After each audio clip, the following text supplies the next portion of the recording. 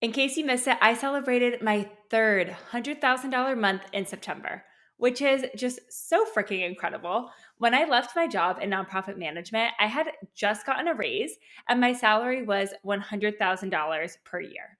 I felt so proud of myself because I never ever thought that I would make that much money as a social worker. And now, less than 4 years later, I am earning that much in 1 month for the third time having a six-figure month. I am truly so proud. And I really needed that month, honestly, because let me tell you, September felt anything but easy. So I want to share in this episode the good, bad, and the ugly that was September. The month started off great. I had an in-person VIP day with a coaching client in New York City. That was so much fun. Hi, Allison, if you're listening to this. I co-hosted my first in-person event in New York and did a little therapist meetup in the city, which was amazing. I went to a friend's wedding, then flew to Sedona with Tom and had a beautiful week off celebrating my 32nd birthday. It was really relaxing and just gorgeous. If you get the chance to go to Sedona, I would highly recommend it for a trip. And I had a full-time person on my team, the only full-time person on my team, who was working 40 hours per week, quit with literally no notice, which meant that we needed to hire quite quickly to fill that space and just had some overall team challenges as we shifted roles and adjusted to that team member leaving. And my internet stopped working on a live webinar that I was teaching with 237 therapists who showed up live.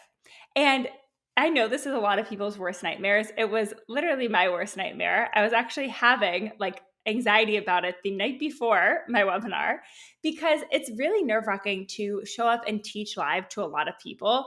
I obviously want to give it my all. I want it to be a really good experience for them. And tech is something that has always felt a little bit out of my control because you can only do so much. You can invest in the best systems, the best Wi-Fi, and then you kind of just got to trust the process. And this was my first time ever having a tech issue during a launch. My screen was so fuzzy. Nobody could see my slides. They couldn't see my face, but I went through and I taught the entire webinar and it still converted and had an amazing launch. But wow, was that a doozy and very stressful. But despite all that, despite all the tech issues and the team issues, we did it. And in today's episode, I'm going to break everything down for you. I got a lot of good questions on Instagram. I did a little question box in my stories, and I'm going to get into most of them today. We're going to talk about detailed money questions, mindset stuff, team stuff, profit margins, and more. So let's dive in. First up, where did the revenue come from behind the six-figure month? So first of all, I earned $1,593 from therapy clients. I only see therapy clients on Thursdays now in my practice, and I was off the first 2 Thursdays of the month in New York City and Sedona. So I only saw clients 2 days in the month of September, and I saw 3 clients per day for a total of 6 sessions. If you are curious about why the number of therapy clients I see is so low, please go ahead and scroll backwards and listen to the podcast episode I did on my tough decision to see less therapy clients. Next up, we have the Private Practice Academy bundle. So I was doing a launch for the Private Practice Academy bundle in September. So the revenue for that program is quite high. It's $45,740. And the Private Practice Academy bundle is my signature program. It is my self-paced course that walks therapists through absolutely everything that they need to start their own practice, to market themselves on Instagram, to grow a big Instagram following, to get private pay clients from Instagram, to have their own six-figure practice. And I did a big sale for that program. We had 55 people join during that launch. Some people were on pay in full, right, which was $997, or some people did a 3-month payment plan, which is why that revenue is a little bit smaller than $55,000, because some people will be continuing to pay for that over the next 2 months or so. I, during this launch, did a free webinar, the one where the tech kind of messed up there, to kind of start the launch, and then was posting daily content in my feed, stories, and emails for 10 days. So it was a 10-day promotional period in which I had 55 people join that brought in about $45,000 in September. Next up is my Reels membership. So this brought in $10,323 of revenue. My Reels membership is a monthly membership where therapists will receive from me every single Monday at 8 a.m. 4 Reels planned for them for the week. So I pick out the trending sound, I give them a fill in the blank script, filming instructions, and examples. And at the end of September, we had 667 active members in the Reels membership. Some people were on annual plans and some people pay monthly, which is $37 per month. And it is wild for me I went back and looked at numbers. This time last year, I had 230 active members. So the number of active members almost tripled in the past year to get to that 667 number. And it's so cool to see that this revenue stream is now bringing in $10,000 plus per month. Okay, next up, we had $14,230 from brand partnerships. So brand partnerships are where different companies pay me to promote them on Instagram, on my podcast, on my email list. And so I'm basically selling advertisements for them on my platform. Per my contracts with brands, I'm not allowed to share specific rates for campaigns. And if you want to go through my feed, you're not going to be able to figure that out exactly because it does take brands usually 1 to 3 months to pay you after you actually complete the content.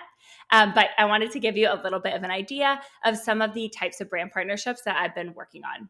So on the business of therapy side of things, I have a few long-term partners. So I partner with Jane, which is the company that I use as my own electronic health record in my private practice. And we do a bunch of different stuff together. So I do social media content. They have an ad on my podcast, as I'm sure you've heard, and I will do email marketing for them as well. I also partner with Mentaya, which again, I use in my own practice. And for them, I usually do social media, but occasionally I've done email content as well, and really talking about how helpful it can be to submit out-of-network claims for your clients if you're a private pay therapist. And then I also recently signed on with a new sponsor for the podcast, Alma, and I worked with them in my own practice when I was first starting in my own business to accept insurance and network. And so those are some of the partnerships that I'm doing on the business of therapy side of things. On the Sit with Kelly side of things, I have done a 3-part partnership with this company called BuzzRx, which helps people save money on prescription medications. I've done a partnership with a PMS supplement brand. I've done 2 partnerships with CVS recently. One on complete sleep, kind of talking about getting a sleep study for sleep apnea, and a 5-part speaking gig on election anxiety. So anyways, those are some examples of different types of things that I'm partnering with. And for the month of September, I received in my bank account $14,230 from brand partnerships like these. Okay, next up is my VIP coaching community for therapists that are in Private Practice Academy. And that brought in $6,237. This is my newest offering. I started it about a year ago. And it is basically an upgrade for therapists who enroll in my self-paced course, the Private Practice Academy bundle. And with this VIP upgrade, people are able to get a lot of individualized coaching and support. So we do 2 group coaching calls per month where I go through and answer everybody's questions. There is a private messaging board just for our community where I answer everybody's questions every single day. And then we do some bonus lessons like a recorded power hour, that kind of thing. There are 100 active members right now, and many of them are actually on free trials as bonuses that I offer. Depending on when you join the Private Practice Academy bundle, you can get a few months free there.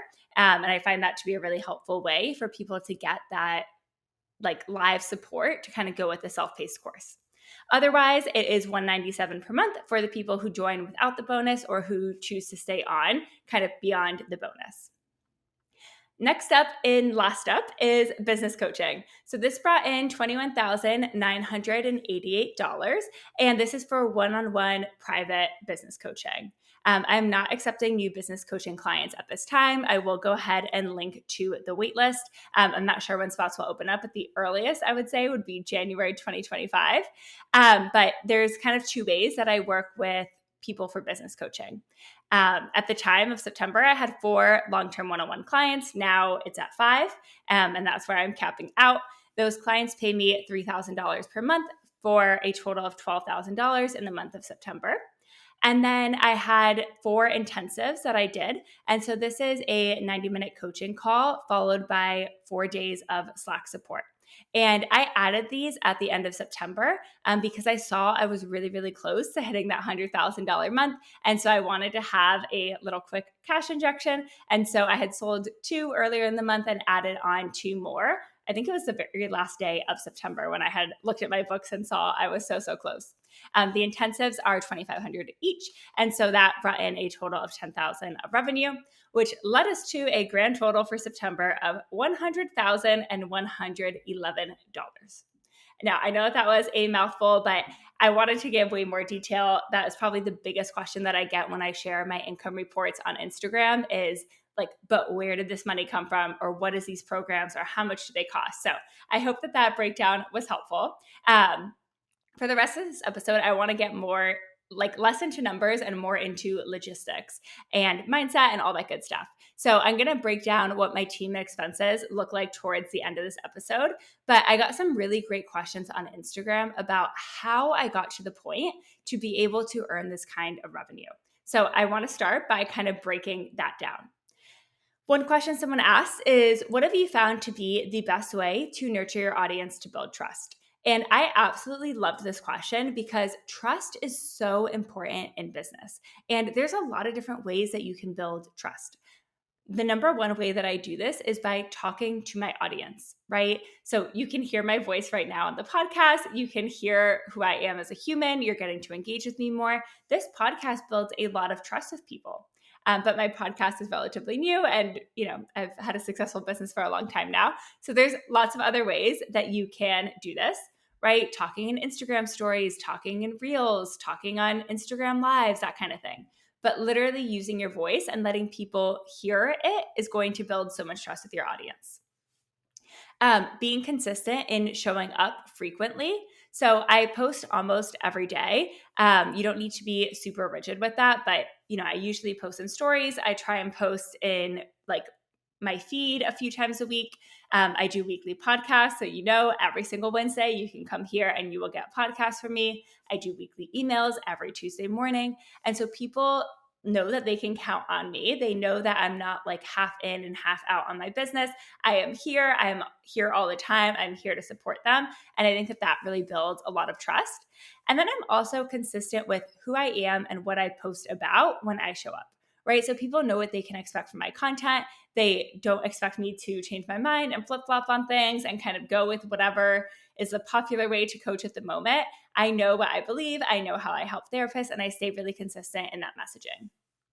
Another way I build trust is with free trainings, right? So this really helps people to get results before they ever decide to pay me, right? So when I do a free training or a challenge, it is always part of a launch. So I'm always selling something on the back end of that.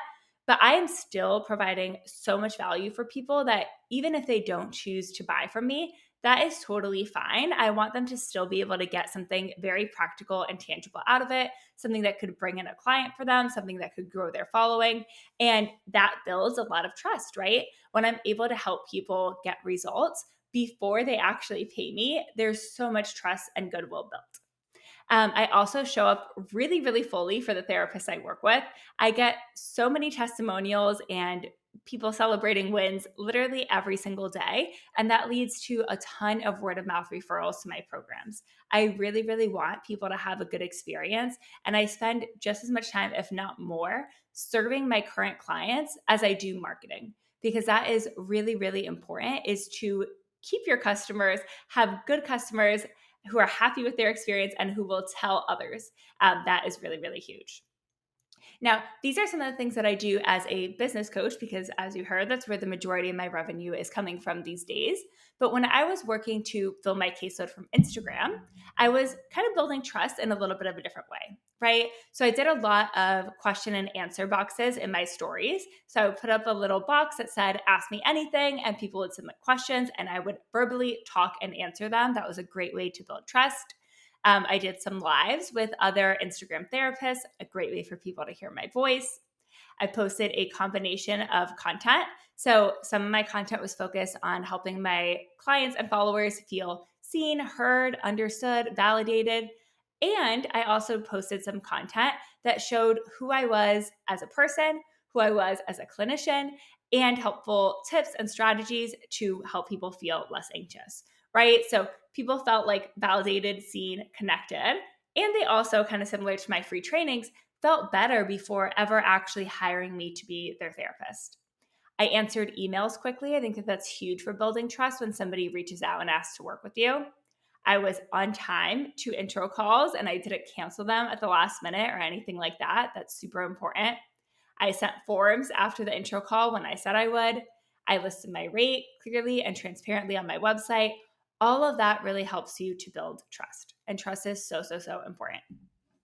Okay, next question. So, what was the biggest mindset shift over the past year to get to multiple $100,000 months?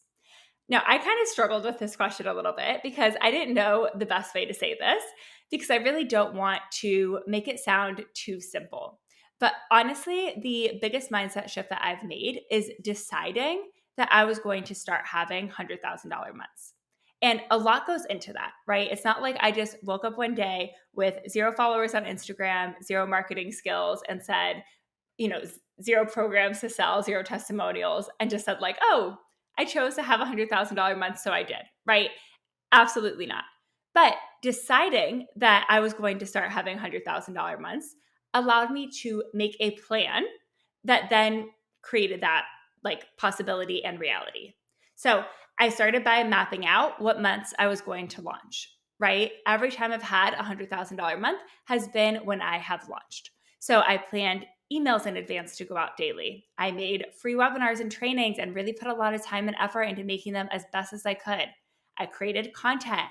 I created new bonuses for launches. And that was super helpful in getting to that point.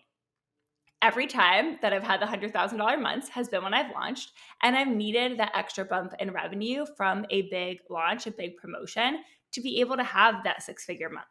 So I hired team to be able to launch more frequently and better without burning out. The year prior to my first $100,000 month, I had not launched for an entire year because I was basically doing everything myself and it was too much work and it didn't feel worth it, right? So me deciding I wanted $100,000 months, investing in team to allow me to launch more frequently, and then launching more frequently has created that possibility. I think you're kind of catching my drift here, right? I worked with a copywriter to plan that, email content out in advance. I worked with VAs, virtual assistants, to input all the emails, set up all the backend stuff, all the tech stuff. I had my virtual assistants make my slides pretty for me. I decide what goes into the slide, but someone else goes ahead and makes them pretty in Canva for me. So that way it's really easy. And having that support has been really, really helpful. I also know what lever I'm trying to pull in my business. And so I've had to say no to things that are not in my plan, right? I cannot spread myself so thin and still expect myself to be able to launch and still expect myself to be able to show up frequently and well during a launch. So I really needed to hold some firm boundaries and think about, if I'm going to earn $100,000 in a month, where is that going to come from? And what do I need to do to make that happen? So I said no to things like brand deals. I said no to tons and tons of collaboration requests on Instagram, podcasts, guest speaking for other people. I said no to one-on-one clients, therapists I would have dreamed to work with. I said no to more clients on my therapy caseload. I said no to relaunching and doing another mastermind. I said no to launching new offers people have asked me to create, right? Because I needed to stay focused and follow my plan. And I needed to give myself capacity to go all in with these launches because I am very ambitious. I work very hard, but I cannot always just do more and more. It's going to set myself up for failure. And because I didn't overbook myself and because I had team support, I've been able to adapt when things have gone wrong. Right? So for example, I always start my launches with a free webinar. I mentioned earlier, I had 237 people on live and my internet basically stopped working. I finished the webinar all the way through because at that point there was 237 people there and I was going to teach them as best as I could, even if they couldn't really see what was happening. But I knew it did not go well. So I finished the webinar. I called AT&T because that's who I get my internet from. A technician came out to the house. While he was coming out, I went to my parents' house to test their internet. We switched webinar platforms. I moved everything over to Zoom and let all the attendees know, because I was actually scheduled to host a second webinar that day at 7 p.m. I confirmed it was actually an AT&T issue and the technician came out. So I came back to my house with my parents after they got it fixed. And I did the webinar again at 7 p.m. that evening and it went great. But I never could have done all of that problem solving if I had a full day of therapy and coaching clients or other things on my to-do list in the middle of a launch, right? And so even though, of course, I didn't know that that issue was going to happen, I knew that I needed more capacity, and that allowed me to move through that. Because I have a plan, I showed up when things felt hard, right? So usually I have 15 to 20 people join on the first day of a launch. And I had two join the first day of this launch in September. And I knew it was because of tech issues, right? I knew my webinar was not its best. I was not my best. I was kind of frazzled and people did not get like a very good professional experience. But I kept showing up, even though I was super bummed that I was like way beneath my goal, right, of having only 2 people join that first day. I felt a ton of imposter syndrome, was asking myself lots of questions of who am I to teach people marketing if all I can do is make 2 sales? But I didn't pull back, right? And I was working from behind the rest of the launch, right? Like every day was below kind of where my average is during a launch. But at the end of the 10 days, it ended up being one of my best launches because I continued to show up, because I knew I was somebody who was going to have a $100,000 month that month, and because I was willing to give it my all despite it feeling hard in that moment. Okay, another question somebody asked was, do you feel pressure to make more? And I would say yes and no, to be honest. In general, I'm somebody who's always moving the goalposts with things. And it's not because I don't feel like I'm enough or my success is enough, but I think it's really because I like to feel challenged. I'm ambitious. I'm really passionate. I really love what I do. And so, yeah, I kind of, as I reach a new level, I set the next goal. And so $100,000 months feel really good to me, but who knows, I might eventually make a bigger goal there. I did set a goal last year that in 2024, I wanted to earn $1 million. And it looks like I'm not going to quite hit that goal. We are close, but I don't think it's going to happen this year, unfortunately. So I will go for that goal again next year, right? And so in some ways, that is me raising the bar. But I don't know what goals I'll have after that, right? I don't know if I'll say, now I need $2 million a year. I don't know.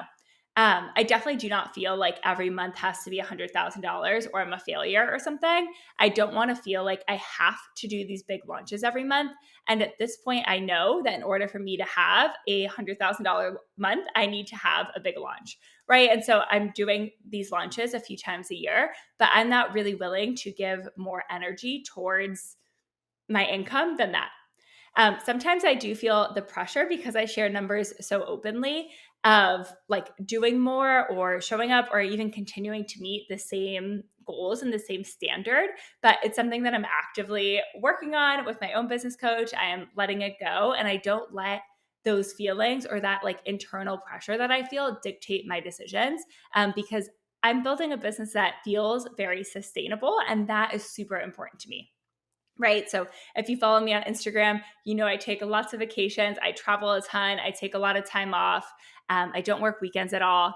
I have time during the day to go to lunch with a friend or with my mom to get my nails done, like all that stuff. So, we'll see about this pressure to make more. But for now, I'm pretty good with where I'm at. And I'm really just working on maintaining and having things feel easier and easier.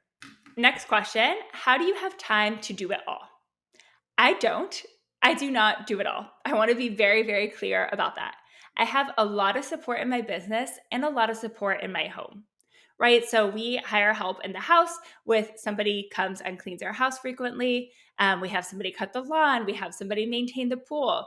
And my husband, Tom, does a lot of the domestic chores that people tend to associate with the woman of the household, right? So Tom does the grocery shopping. He does the dishes. He takes out the trash. He takes Josie on more walks than I do, right? And so I'm not like having to carry all of that in our household. And then at work, there's a lot of help too. So I have a team of people who work for me. They are all part-time at this point, and they work about 60 to 70 hours per week. That is a lot of work getting done by people that are not me. And it would absolutely not be possible to do everything that I do without that help.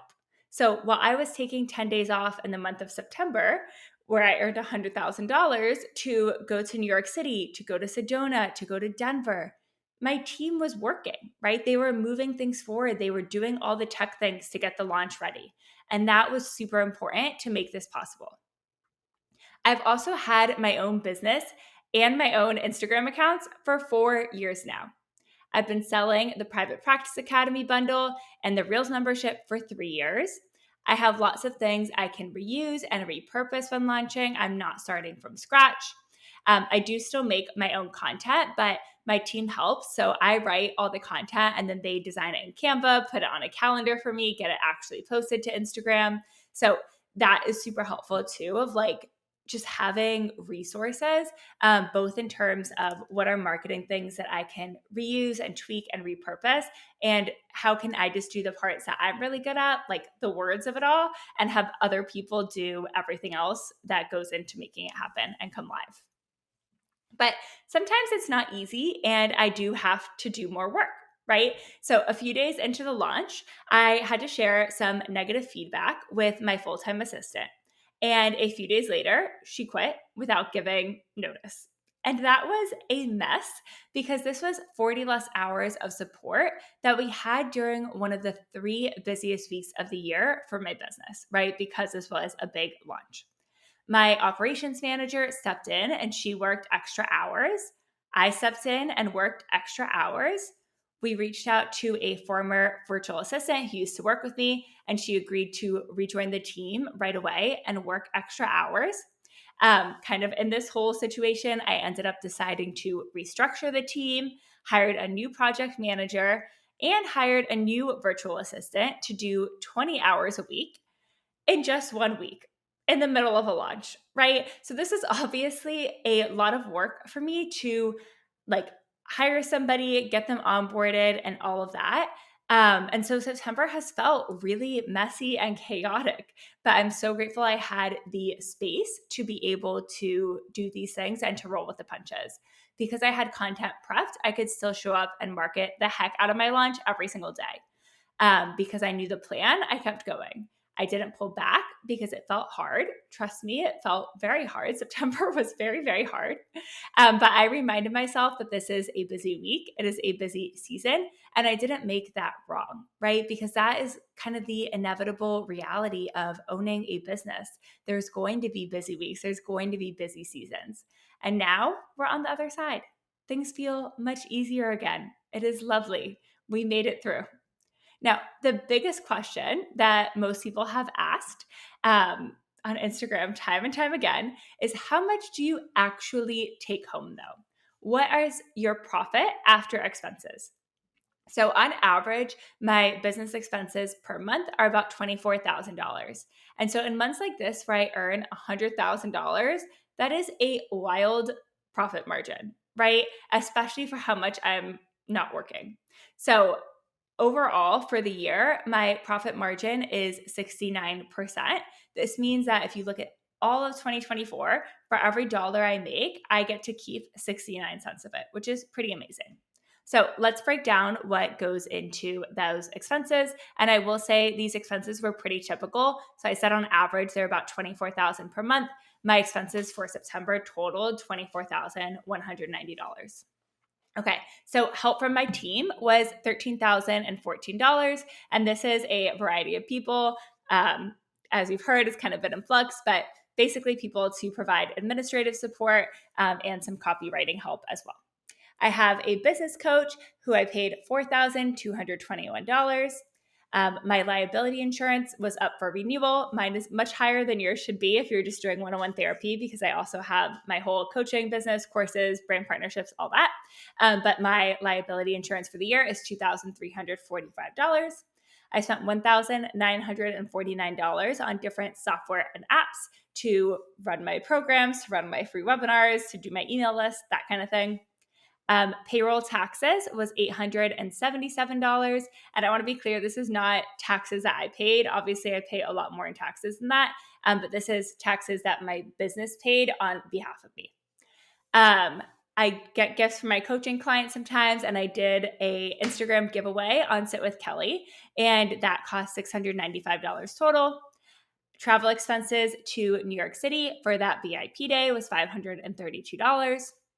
I've started to experiment with Instagram ads, have not gotten any sales from them yet, but spent $97 on those.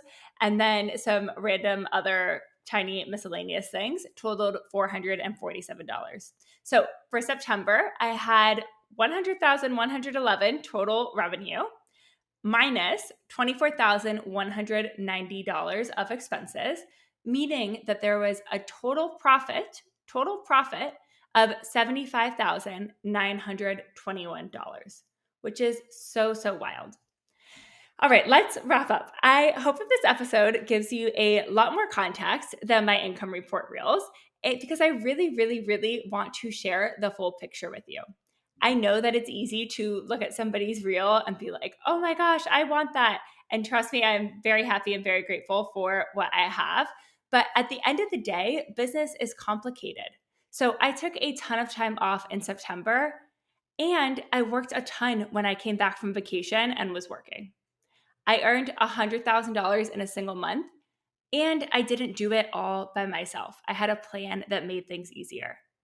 I earned $100,000 in a single month, and I didn't do all of that by myself. I had a team. I had a plan in place that made things easier, and sometimes that plan goes out the window and you have to adapt. I absolutely love my business, and I've had days where I am so annoyed by everything. But I think the secret is that I don't make any of that wrong, right? That is just part of entrepreneurship. So I plan for that. I schedule launches in advance. I expect busy weeks. And when I'm not launching, I plan lots of travel and vacation so I can feel free and I can enjoy what I've worked so hard for. I invest in team support.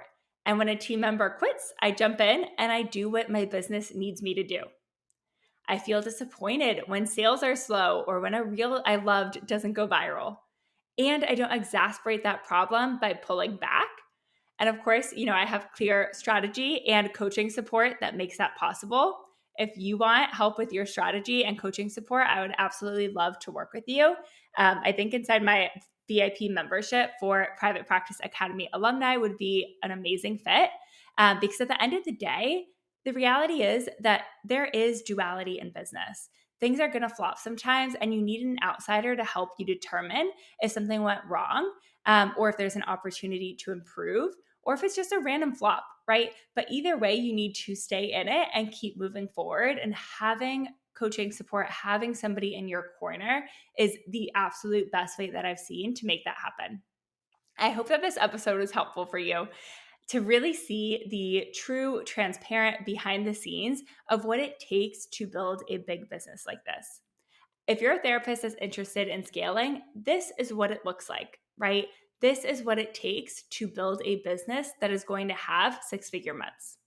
And if you're a therapist who's trying to build a six-figure practice with one-on-one clients, I promise it won't be so complicated or such a disaster or so stressful.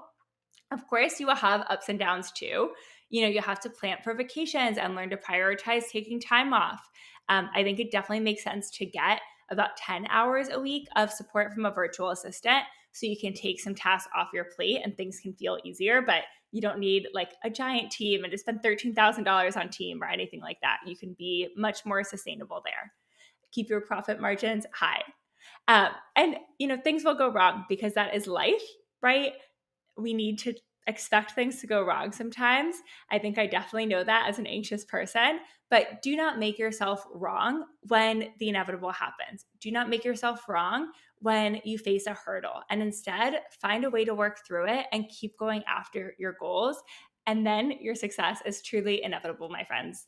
All right. I hope this episode was helpful and I would love to know what you thought of it. Feel free to send me a DM on Instagram at Business of Therapy and let me know what you thought of this episode. This definitely feels like a very vulnerable share for me, but I know that this is something that so many people are curious about. And I'm really happy to be able to be somebody transparent who can share all of this with you. And yeah.